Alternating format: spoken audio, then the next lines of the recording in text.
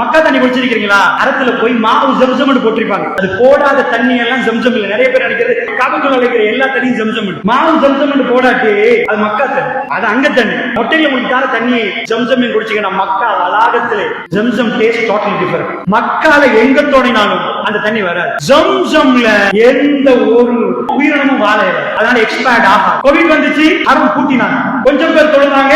இப்ப அந்த தண்ணி ஒட்டோ சுவிட்ச் இல்ல. இன்னைக்கு எவ்வளவு சவுதி கவர்மெண்ட் சொல்லுது 2 மில்லியன் டிஸ்போசபிள் கப் குடிக்கிறது மட்டும் per day.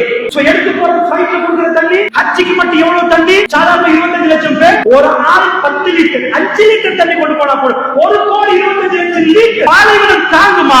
ஸ்ரீலங்காவிலே ஜனம் வத்துதேப்பா. பாலைவனத்துல என்ன கோவிட் டைம்ல ஒரு துளி தண்ணி வெளியே வரல. வந்திருந்த காபத்துல்லா உடைஞ்சு ஓடும். அந்த தண்ணி கக்கினா ஒட்டோ சுவிட்ச். அந்த அம்மா சொன்னது ஸ்டாப் ஸ்டாப்.